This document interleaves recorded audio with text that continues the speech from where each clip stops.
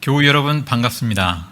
오늘도 가정에서 예배드리는 교우들에게 주의 은혜와 평화가 가득하시기를 간절히 바랍니다. 다음 주에는 우리 온 교우들이 룩산공호 예배 공간에서 함께 예배드리기를 뵙게 되기를 간절히 기대합니다. 먼저 말씀을 전하기 전에 먼저 몇 가지 교회 소식을 전하겠습니다. 오늘은 사순절 둘째 주일입니다. 우리가 각자 삶의 자리에서 개인적인 경건의 생활을 지속해 주실 수 있기를 부탁드리고 싶습니다. 다음 주일에 예배를 모이게 되면 임시재직회를 갖겠습니다. 주된 안건은 작은 모임 편성과 작은 모임 섬김일을 세우는 것이 되겠습니다. 작은 모임 시작은 빨라도 3월 29일이 될 것 같습니다. 그리고 룩산공호 운영은 16일 아니면 23일 개학에 맞춰서 시작해야 할 것 같습니다. 오늘은 특별히 설교 말씀을 나눈 후에 우리 허용석 형제, 우리 청년의 세례식을 갖게 되었습니다. 하나님께 감사드리고요. 또 이제 9일 월요일에 공군에 입대하게 되는데 여러분께서 함께 축복해 주시길 바랍니다. 이 자리에는 지금 영상 녹화 중인 이 자리에는 우리 허혁 지사님 같이 계시고 또 몇몇 교우분들이 같이 자리해 주셨습니다. 그리고 우리 또 촬영을 위해서 또 우리 심유성 성도님, 최여준 성도님 가정에서 또 함께 돕고 계십니다. 영상을 보시는 교우 여러분들께서도 우리 세례받는 우리 용석이와 또 수고하는 분들, 온 교우들을 축복하는 마음으로 함께 박수로 격려해 주시기 바랍니다. 이어서 오늘 우리에게 주신 하나님의 말씀을 봉독하겠습니다. 로마서 6장 3절에서 14절의 말씀입니다.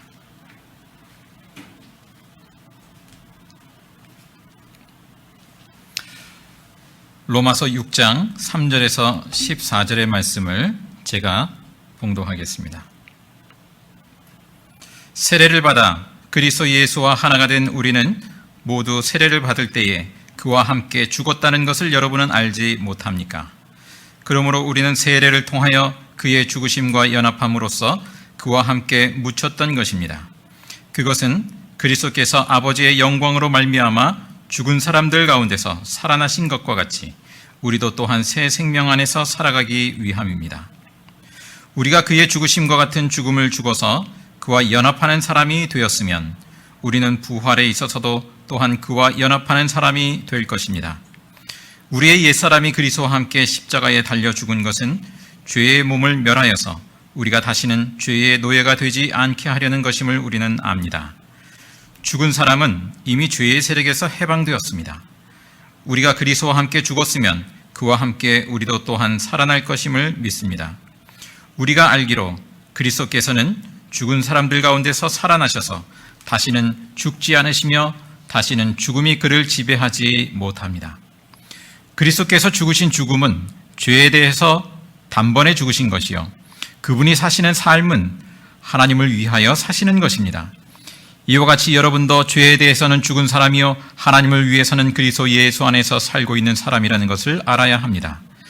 그러므로 여러분은 죄가 여러분의 죽을 몸을 지배하지 못하게 해서 여러분이 몸의 정욕에 굴복하는 일이 없도록 하십시오.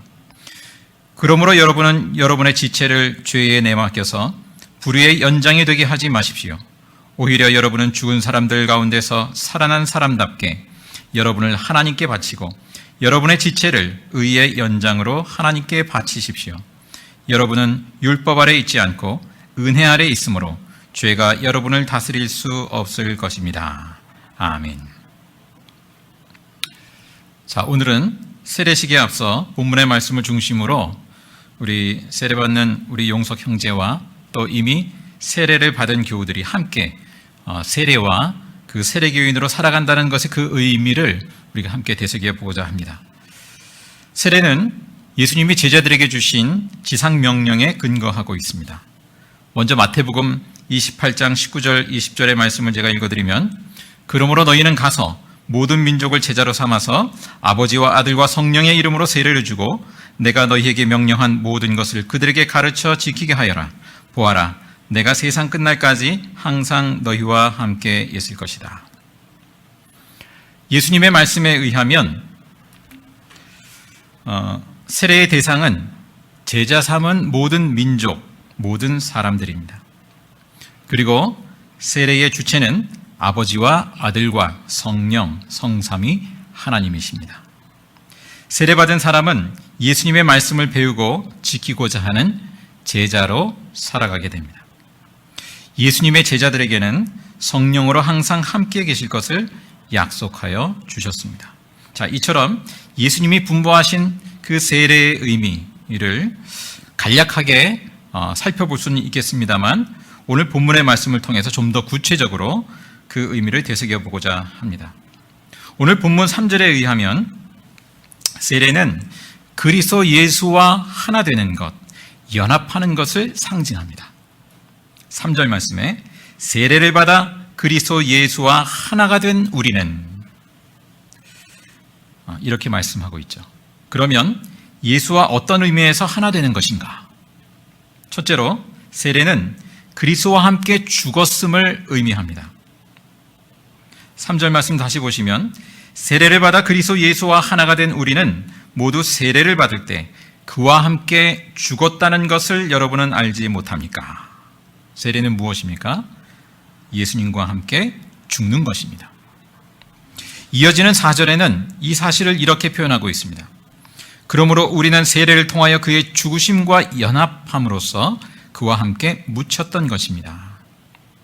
우리가 세례를 통하여 예수 그리스도와 함께 묻혔습니다. 이처럼 예수와 함께 죽었다라는 것, 묻혔다라는 것, 그것은 무엇을 하나요? 6절 말씀에 보시면 우리의 옛사람이 그리스도와 함께 십자가에 달려 죽은 것을 의미합니다. 예수님의 십자가의 죽으심은 우리의 모든 죄를 대신한 죽음이죠. 이 점에서 예수님이 십자가에 죽으신 것은 곧 우리가 죄의 대가를 치르고 죽은 것과 마찬가지인 것이죠. 우리가 죽은 것입니다. 죄인된 옛사람이 죽은 것입니다. 세례는 이 십자가의 사건이 나의 사건임을 믿음으로 받아들이는 사람, 그 사람이 세례를 받습니다. 그러면 이처럼 예수님의 십자가의 사건이 나의 사건이 되게 하신 이유는 무엇일까? 6절 하반절 이어지는 말씀에 보면 죄의 몸을 멸하여서 우리가 다시는 죄의 노예가 되지 않게 하려는 것임을 우리는 압니다. 이렇게 말씀하고 있습니다. 예수님이 십자가에서 우리의 모든 죄를 담당하셨습니다. 깨끗이 씻어주셨습니다. 왜요? 다시는 죄의 노예가 되지 말라고. 그럼에도 불구하고 다시 죄의 노예가 되어 살아간다면 이것은 예수님이 십자가에서 대신 죄를 담당하신 그 은혜와 사랑을 대수롭지 않게 여기는 것과 같은 것이죠. 자, 본래 대략 아시기로 세례는 머리부터 발끝까지 온몸이 물에 잠기는 그러한 방식으로 이루어지죠. 우리는 이제 상징적으로 머리에 물을 그 손으로 떼서 붓는 형식을 취하고 있습니다만 본래 머리부터 발끝까지 물속에 잠깁니다. 그것은 곧 죄의 노예로 살던 옛사람이 그리스도와 함께 십자가에 죽는 것이죠. 내 삶의 주인 노릇하던 나, 실상은 죄의 종 노릇하던 내가 죽는 것입니다. 자, 그 다음 물 밖으로 나오는 것은 무엇인가요? 세례의 두 번째 의미이죠. 예수 그리스도와 함께 새 사람으로 다시 태어나는 것을 의미합니다. 4절 하반절 말씀에 이르기를 그것은 그리스도께서 아버지의 영광으로 말미암아 죽은 사람들 가운데서 살아나신 것과 같이 우리도 또한 새 생명 안에서 살아가기 위함입니다. 자, 이 새 생명의 특징, 이 새 사람의 특징은 무엇입니까? 부활하신 예수님이 그러하듯이 더 이상 죽음이 지배하지 못합니다. 8절, 9절 말씀이 이 점을 말씀해주고 있습니다.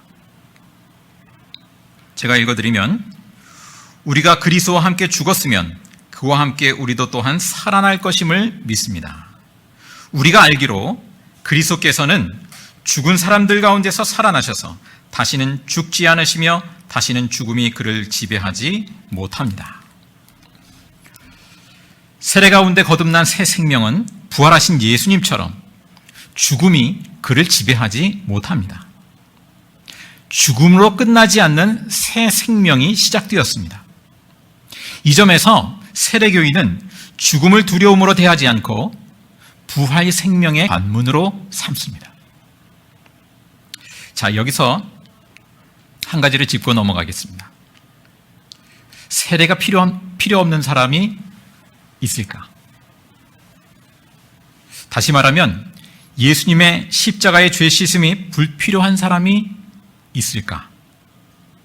하나님은 예수님의 십자가의 죄 사함 외에 다른 방식으로, 예를 들어서 우리 인간의 선행을 통해 금욕을 하고 또는 수행을 하면서 죄를 씻을 수 있다라고 말씀하지 않습니다.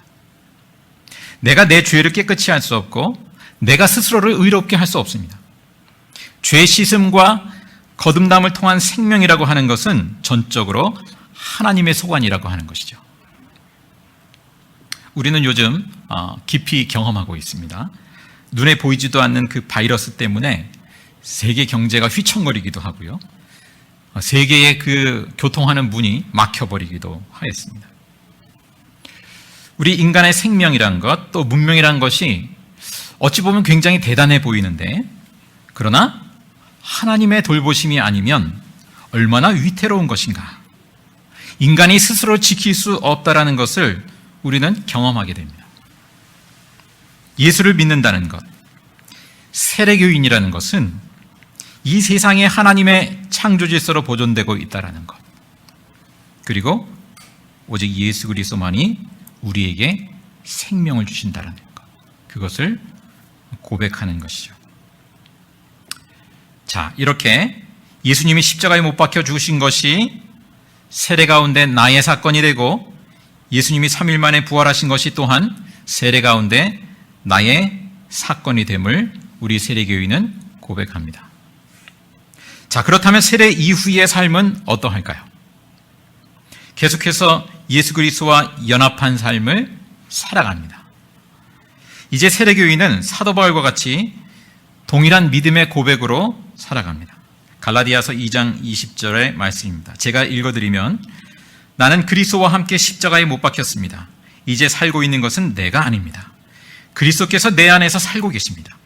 내가 지금 육신 안에서 살고 있는 삶은 나를 사랑하셔서 나를 위하여 자기 몸을 내어주신 하나님의 아들을 믿는 믿음. 달리 표현하면 하나님의 아들의 신실하심 안에서 살아가는 것입니다. 자, 여기서 사도 바울이 말씀하고 있는 것이, 고백하고 있는 것이 무엇인가요? 세례는 주인이 바뀌었음을 뜻하고 있습니다. 세례 이전에는 내가 주인 노릇했죠. 세례 이후에는 예수님이 나의 주인이 됩니다. 좀 전에 이야기했듯이 세례는 몸의 일부가 아니라 몸 전체가 물에 잠깁니다.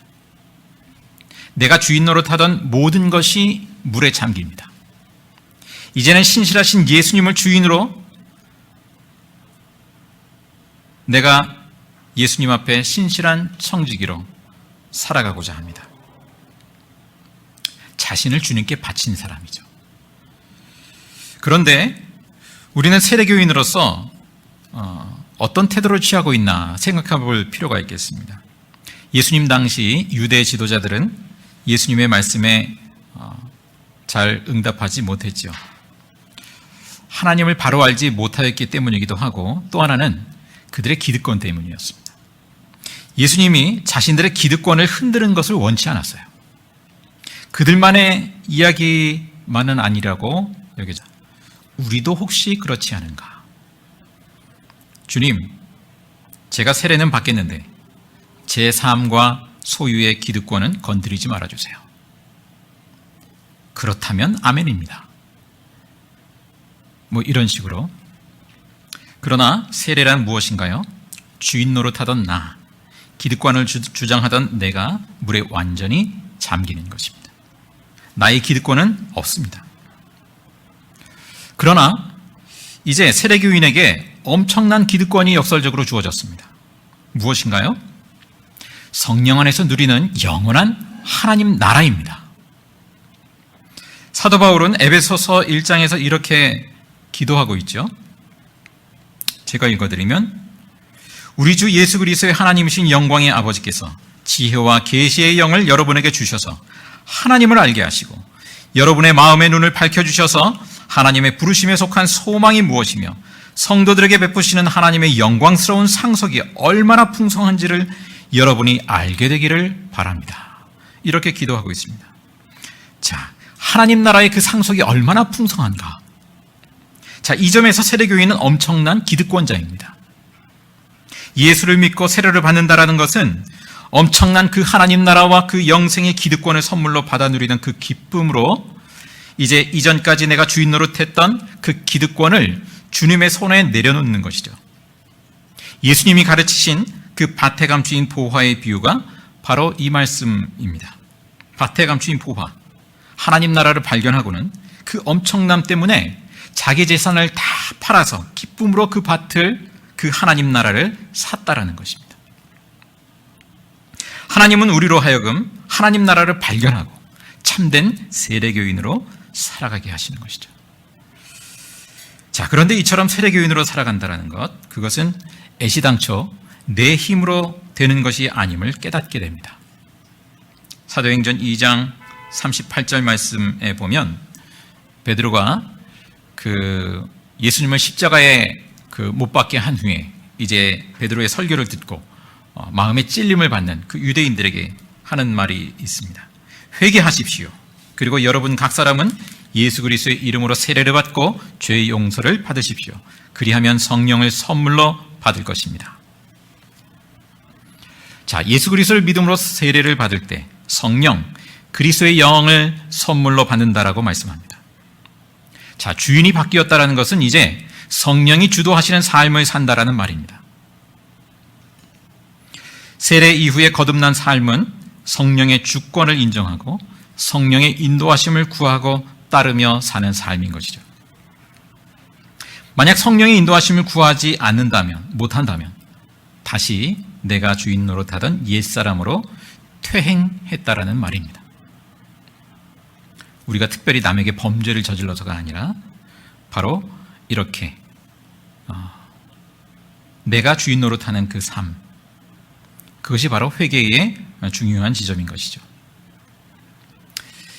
자, 예수님이 부활하신 후에 제자들에게 성을 받기까지 기다리라고 말씀하셨습니다.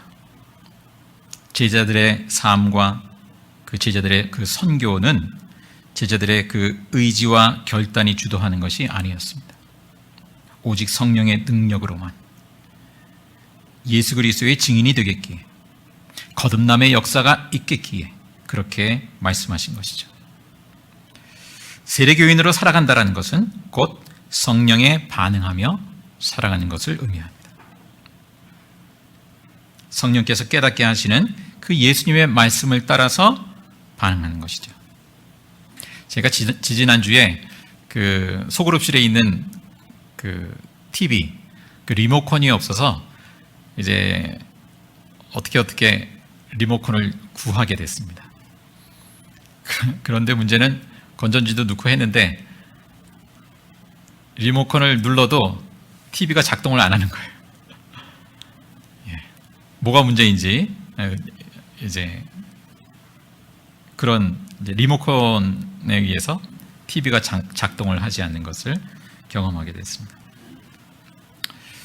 자, 우리에게 대입해 봅니다. 성령께서 송신을 하면 성령의 인도를 구하는 세례교인은 반응을 하죠.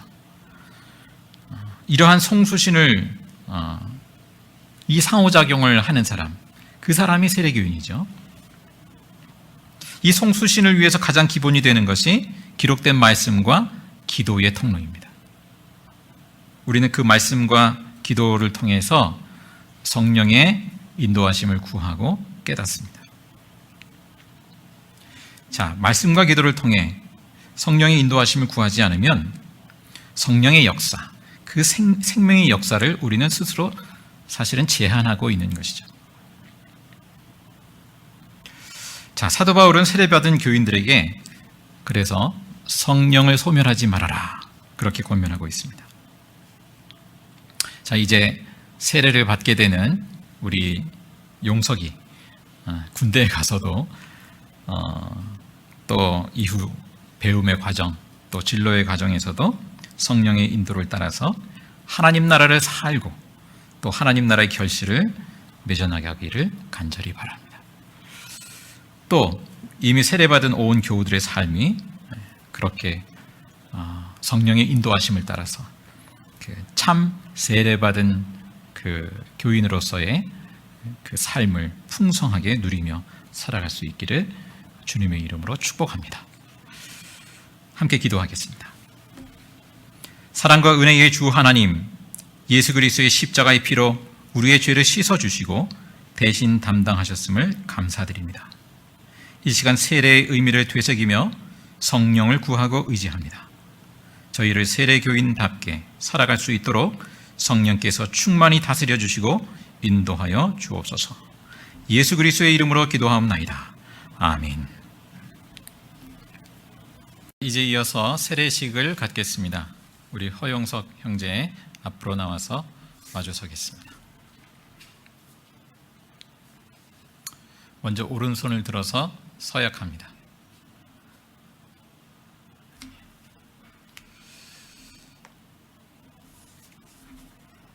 자, 서약할 때 제가 질문하면 예 믿습니다 혹은 예 서약합니다로 답하시면 되겠습니다.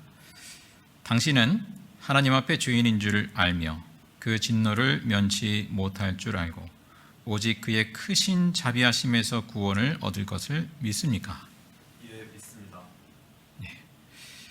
여러분, 당신은 그리스도께서 하나님의 아들 되심과 죄인의 구주가 되심을 믿으며 복음에 말하는 바와 같이 구원하실 이는 오직 예수님뿐이라고 알고 믿으며 오직 그에게만 의지하기로 서약합니까? 예, 사약합니다. 네.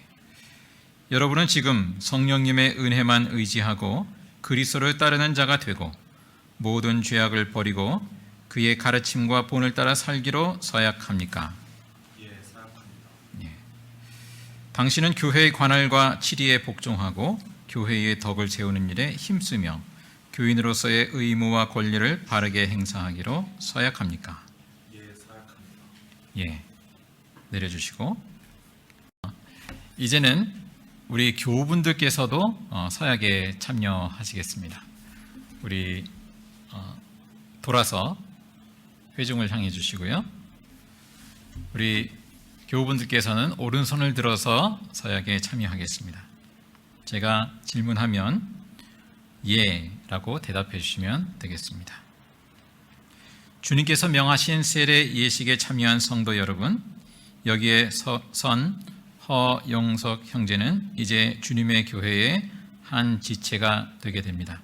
여러분은 이들이 주님 안에서 성령님의 인도하심에 따라 믿음의 장성한 분량에 이르도록 기도로 돕고 사랑으로 돌보아 주시겠습니까? 예, 감사합니다. 내려주시고요. 이제는 우리 교우분들께서도 서약에 참여하시겠습니다. 우리 돌아서 회중을 향해 주시고요. 우리 교우분들께서는 오른손을 들어서 서약에 참여하겠습니다. 제가 질문하면 예 라고 대답해 주시면 되겠습니다. 주님께서 명하신 세례 예식에 참여한 성도 여러분, 여기에 선 허용석 형제는 이제 주님의 교회의 한 지체가 되게 됩니다. 여러분은 이들이 주님 안에서 성령님의 인도하심에 따라 믿음의 장성한 분량에 이르도록 기도로 돕고 사랑으로 돌보아 주시겠습니까? 예, 감사합니다. 내려주시고요. 자, 이제 세례식을 갖겠습니다. 먼저 우리 함께 기도하겠습니다. 사랑과 은혜의 주 하나님, 주의 사랑하고 기뻐하시는 자녀 허용석 형제가 믿음으로 응답하여 세례를 받고자 합니다. 그 믿음을 주시니 감사합니다. 저희 또한 주님이 가장 기뻐하시는 세례에 축복하며 참여하게 하시니 감사합니다. 이 시간 세례 가운데 거듭나게 하시는 성령의 충만한 은혜를 주시어서 예수 그리스도와 하나님 나라의 풍성함을 누리고 체험하게 하여 주옵소서. 이후로 군생활 가운데 성령의 인도를 따라 담대한 믿음의 군사로 세워주시고 귀한 만남 속에 믿음의 교제가 더욱 풍성하게 하여 주옵소서. 앞날에 주님의 지혜와 성령의 능력으로 하나님 나라를 나타내며 하나님께 영광 돌리게 하여 주옵소서. 더불어 온 가족 주의 은혜로 풍성히 채워 주옵소서. 예수 그리스도의 이름으로 기도드리옵나이다. 아멘. 자리에 앉아주시고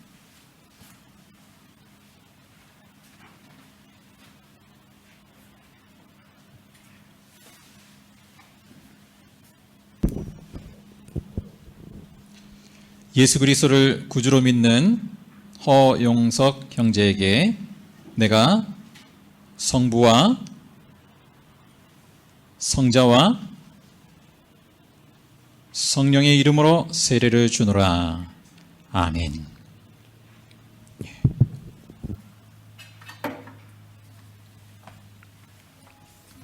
자, 일어나 주시고요. 저를 바라보겠습니다.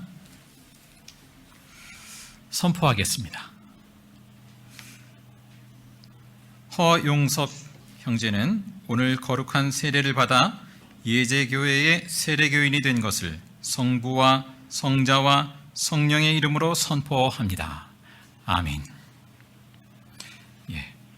이제 이 시간 뒤돌아서 주시고 우리 교우를 대표해서 우리 준석 형제 또 함께 꽃을 전달하는 시간을 갖겠습니다. 우리 영상으로 보시는 교우분들께서도 함께 박수로 축복해 주시고 축하해 주시기 바랍니다. 자, 준석이는 같이 이렇게 한번 안아주기도 허깅도 하고 하면 좋겠네요.